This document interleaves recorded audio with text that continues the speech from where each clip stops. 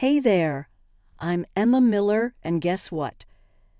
I am just 30-year-old now. But today, I'm not just here to talk about my age. I'm here to spill the beans on a crazy plot twist in my life storyline. So I've got this awesome older brother, Simon, who's been by my side for as long as I can remember. And let me tell you, our journey together has had its fair share of ups and downs. But there's one particular twist that I can't wait to share with you. Ready to dive into the roller coaster ride that is my life?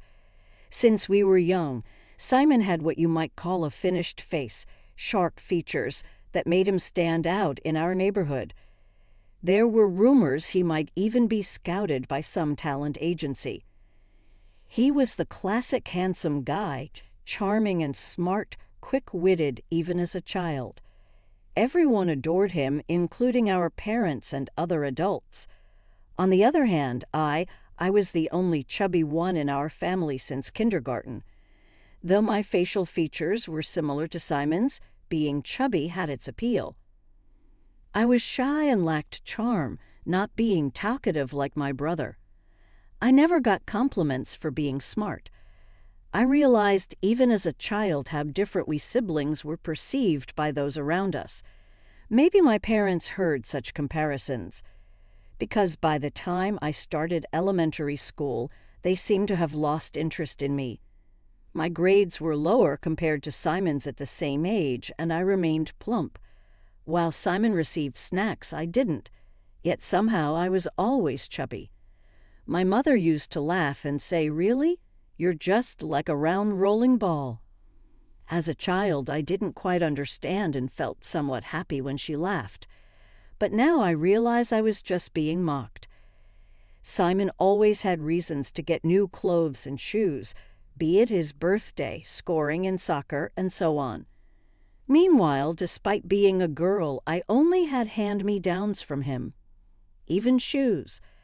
I can't count how many times I tripped wearing shoes that didn't fit. The only treasure I had was the school backpack my grandparents sent just for me before they passed away. After a while, Simon graduated from elementary school and went on to a private middle school. He was accepted into a well-known school for its academic excellence, and our parents were overjoyed. Around this time, Simon, with his cute, almost celebrity-like appearance, was even scouted to be a kid model. Because of this, our mother especially would frequently walk with him on prominent streets like Broadway, as if to show him off, saying, "Look how handsome my son is." In contrast, I never went out with my mother. Perhaps when I was a baby, but I have no memory of it. Since I became aware, once Simon said, "Next time let's take Emma too." I think he realized even as a child that I was being neglected by our parents. However, my mother blatantly showed her displeasure at his suggestion and just replied, "Sure, maybe someday." Far from feeling happy about Simon's considerate words, I just felt a deep sense of misery. Even as a child. Years later, I too became a middle school student. Unlike Simon, I went to a regular public middle school. From the start, it seemed my parents had no expectations for me and didn't bother considering private school. My father even declared, "We can't afford to spend money on you." Although I never had a particular desire to go to a private school, being told this outright made me feel like opportunities in my life were being shut down. As a child, I vaguely thought this was just how it was to be a younger sister, not knowing any different from other families. When I became aware of my surroundings, the abnormality of my family seemed normal to me. Around this time, as I was entering adolescence, I began to wonder why I was always treated so differently. However, my parents' treatment towards me only became worse. Despite my mother being a housewife and presumably having time, she delegated household chores and shopping to me, often going out with her friends. My father, on his part, would scold me when I wanted to go out with my friends, asking, "What about the housework?" Simon always cared for me, helped out, and even argued with our parents on my behalf. But when it came to how they treated me, they never listened to his opinions. Eventually, Simon went through interviews with top-tiered high schools, and he got into one of the top schools in the county. After that, he seemed too busy to pay attention to home affairs, let alone mine. That's when I really began to experience what I can only describe as hell. The first major incident was the missed parent-teacher meeting. In any other family, parents missing such a meeting would be a significant event.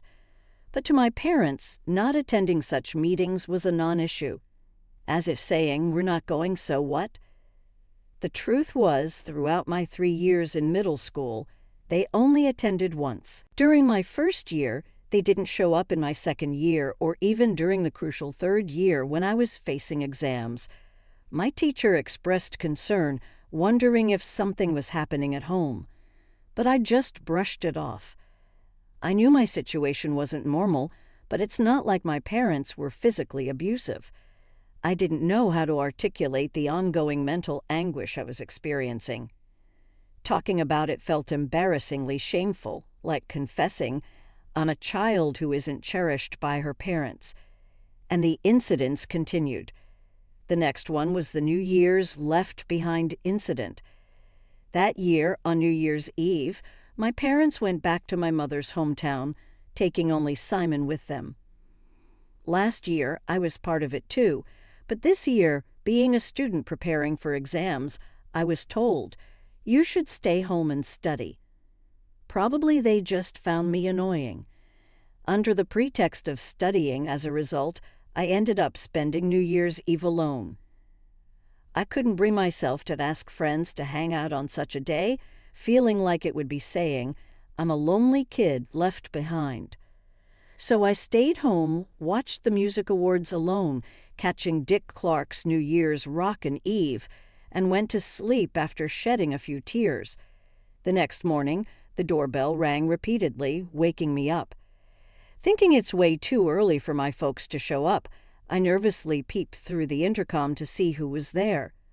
It was my mother's brother and his wife. Totally taken aback, I dashed to the door, hair all messy, and blurted out, "What's up?" "Emma, we're getting you out of here. Your mother agreed. Read to it.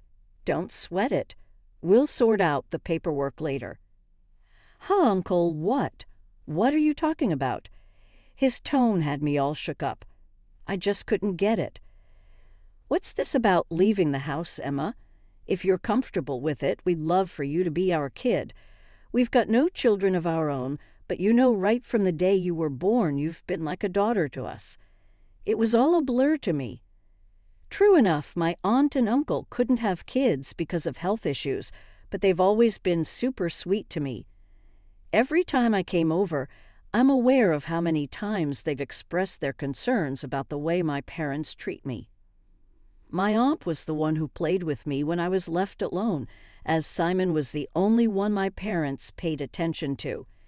And it was my uncle who bought me popular sweets and cute clothes. I have far more fond memories with them than my parents. We were with my sister and her family until just now, my uncle said. They're planning not to let you go to college. They said that once you turn 18, they'll make you work to support Simon's college expenses. We can't just stand by and let this happen. You have the right to go to school, and you shouldn't have to grind yourself down for the family. I wondered if this was what being stunned felt like. My parents were planning to sacrifice my future for Simon's. That's why they hadn't come to the parent-teacher conferences these past few years. They aren't interested in me, my dreams, or my hopes. In their eyes, my life is planned out to work tirelessly like a workhorse. As I collapsed weakly, my aunt and uncle knelt down and comforted me. "I know we're not your real parents and you might feel uneasy about it, but I promise to make you happy." Tears welled up in my aunt's eyes, and she hugged me as if overwhelmed with emotion. "You have the right to be happy," she said. "We should have come to get you sooner. If you're okay with it, we'd like you to become our daughter." With tears in his eyes, my uncle looked straight at me and said those words.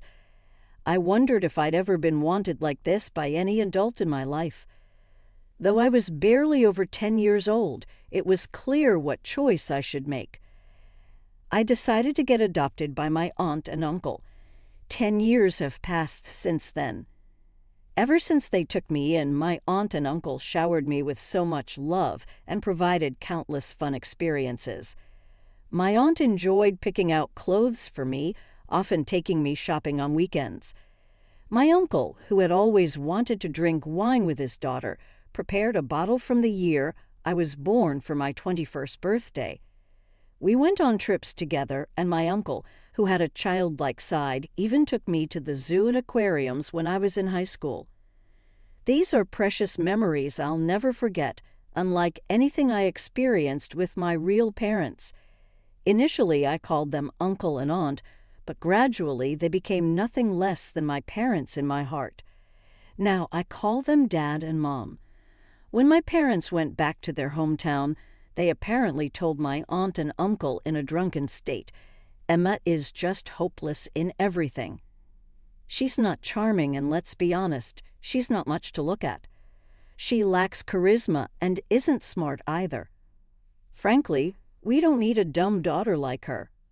We already have our brilliant elder son." My aunt and uncle were furious, but far from being ashamed, my parents even declared, "We're not going to let her go to college."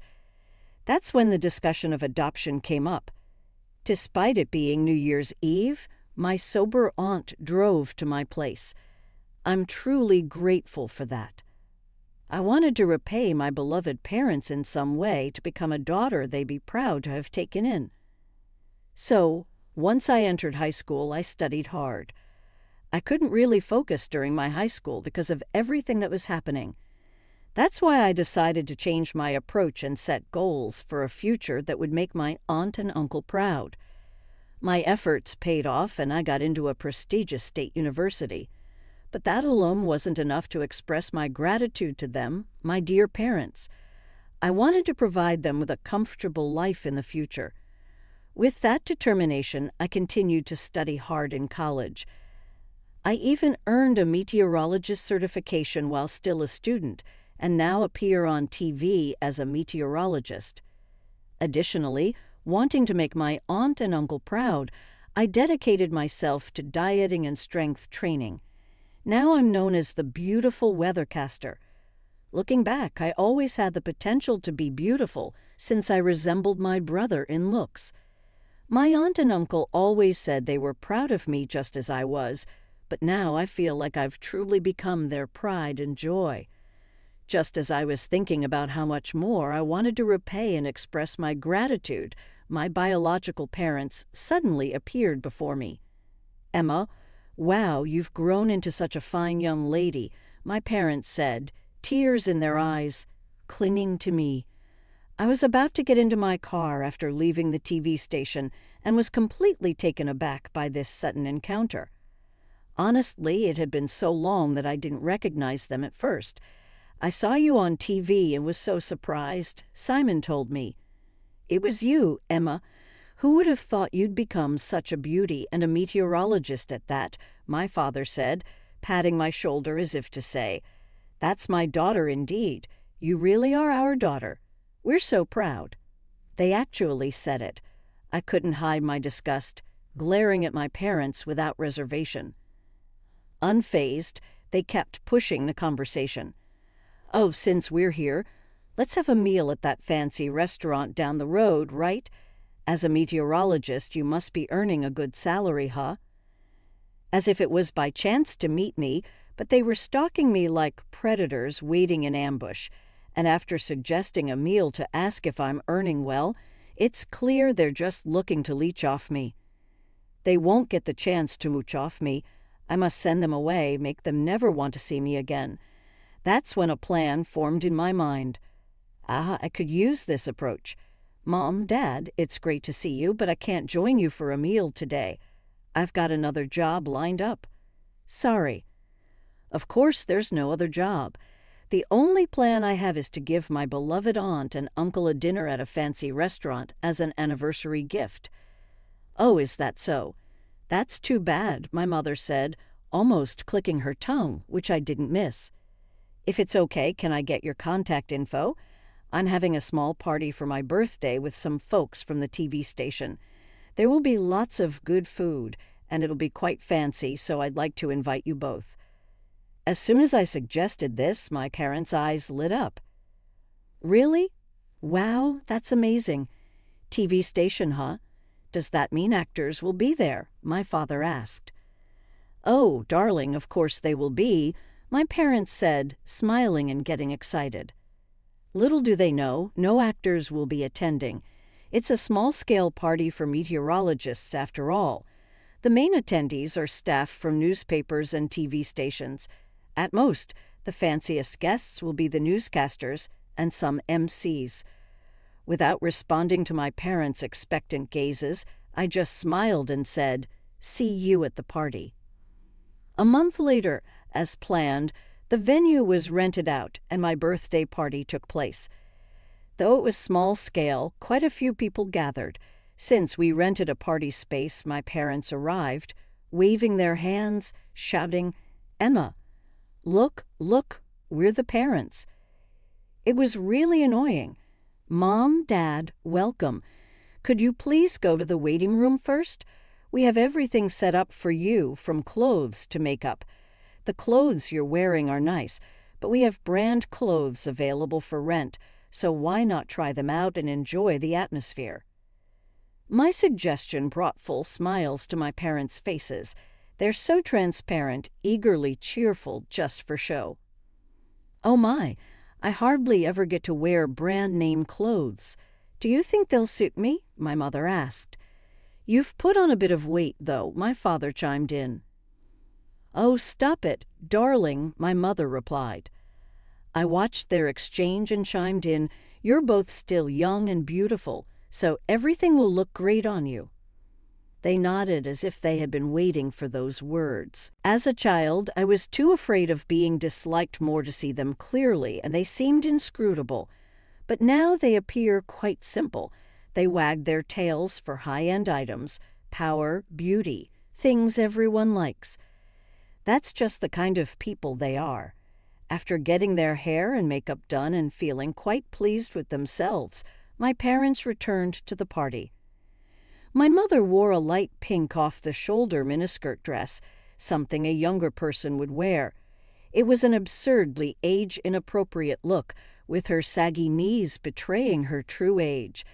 My father chose a bright red suit with a flashy yellow and green geometric pattern tie. Incidentally, he was the only one at the venue dressed in such flamboyant colors. Even at a party without a strict dress code, nobody would choose such a tasteless combination. The clothes were indeed brand name, but they were picked up from a second-hand shop. In fact, I arranged it all.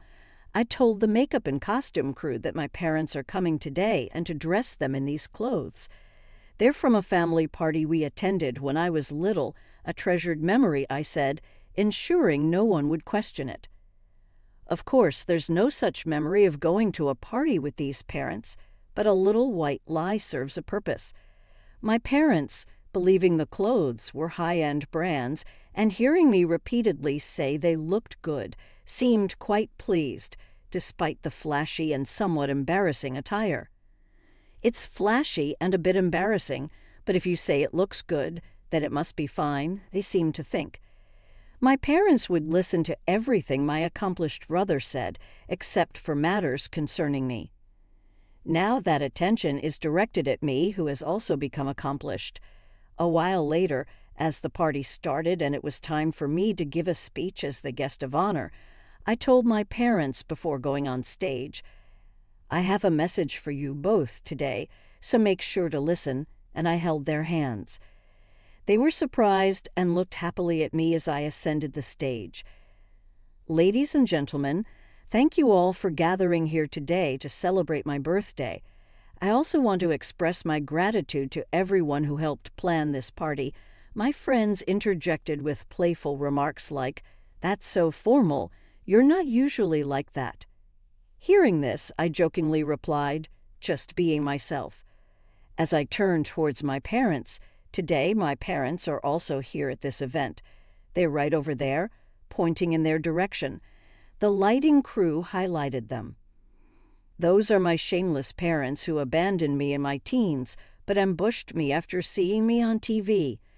The room buzzed with surprise at my words, understandably so, as I had rarely shared my past with anyone other than close friends. "Emma, how can you say that?" My mother stood up, while my father looked stunned. Those two began comparing me unfavorably to my successful brother since I was old enough for kindergarten, always treating me harshly. I was the only one who didn't get snacks. I wore my brother's hand-me-downs even in elementary school. Despite how they treated me, I still loved my parents. To a child, parents are everything. But in middle school, they continually burdened me with household chores and then declared I wouldn't be allowed to go to college. They didn't even attend my parent-teacher conferences. Eventually, my concerned aunt and uncle adopted me. I'm usually very cheerful. I must say it's because my aunt and uncle took me in and constantly showed me love, making me realize I wasn't a worthless child. I gained confidence, overcame my shyness, and became outgoing. So my backstory came as a shock to the people at the party who know me as a cheerful person. Before long, I heard voices criticizing my parents, calling them the worst and commenting on their inappropriate attire for their daughter's birthday. My parents couldn't bear the judgmental stares and trembled with their heads down. But now I am grateful to them because of what they did. I was blessed with my aunt and uncle, my truly important parents, and learned the warmth of a family. At that, my parents looked at me as if to say, "So, we're important parents after all." I quietly smiled back at them. "Mr. Smith from Daily Information, are you here? Please make an article out of this story and take photos. Consider it a birthday present to me," as I called out to a magazine acquaintance from the stage. They had already captured my parents' images on camera. "Stop it! Don't take pictures." My parents panicked, desperately trying to hide their faces, so ungraceful in defeat. I lashed out at them. "When I was little, no matter how much I begged you to stop, you forced me to do things I hated. It's pretty convenient for you to say, 'Stop now,' isn't it?" My mother was tearing up at my scolding. "I'll apologize, just please don't publish the article. We will be blamed. You wouldn't want us to go through that, would you, Emma?" I was appalled at her audacity. "Do you really think I still consider you my parents? You neglected to raise me properly and abandoned all your responsibilities as parents. My true parents are my aunt and uncle. They are the only ones I acknowledge as my mom and dad. Stay out of my life forever." Before I knew it, the memories of the past and my gratitude towards my aunt and uncle welled up, and tears naturally flowed. Seeing this, some guests forcibly escorted my parents out of the venue. It was over this time, truly, I had completely severed ties with those people. As a child, it was like being sheltered by my aunt and uncle when I cut ties, but now I had managed to distance myself from them with my own strength. A sense of accomplishment and gratitude towards my aunt and uncle brought tears to my eyes again. I felt incredibly liberated. Later, when the magazine staff asked if I was sure about publishing the story, I insisted, "Please do." The article about my upbringing turned out to be quite sensational. Despite the concerns about damaging my image, it was mostly received positively, with headlines like "The Girl Who Fought Back" and "A Modern-Day Cinderella Story." Far from harming my reputation, it actually improved it. As for those two whom I reluctantly call my parents, they were shunned by their neighbors after the article's publication and had to move. The rumors spread quickly at my father's workplace, leading to his forced retirement. My mother, who had always been a homemaker, and my father now relied on their savings to get by. As I learned from Simon, yes, even after I was adopted, Simon continued to care for me, visiting me at my new home with my aunt and uncle. At first, Simon said he wanted to live together again, but soon he was happy that he had supported my adoption, saying, "It's better for Emma to stay in that house." He was the caring brother who even helped me with my studies during college. Following my revelation to the magazine, he decided to have nothing more to do with our biological parents, essentially cutting ties with them. "Maybe the next time I'll see them is at a funeral," he joked, but knowing him, he might not even attend that. It's been 5 years since then. I married Mr. Smith from the magazine that helped publish my story. We now have children, twins, a boy and a girl. I want to be a mother who nurtures them equally, allowing them to grow up happily and freely, just as my aunt and uncle showered me with unconditional love, and my brother watched over me from a distance. I want my children to grow up kind and caring towards everyone. But there's still more for me to do beyond parenting, repaying my aunt and uncle's kindness. This year, for their anniversary, my husband, kids, and I took them on a trip to Hawaii. They keep saying, "Emma, you have your own family now. You don't need to do this." But repaying them is also a joy for me. It's not an obligation. I do it because I love seeing them happy. It's like a life purpose for me. "Don't take away my fun," I say jokingly, already planning the next. Maybe a stay at a luxurious hotel for all of us next time. There's so much I want to do with my family going forward.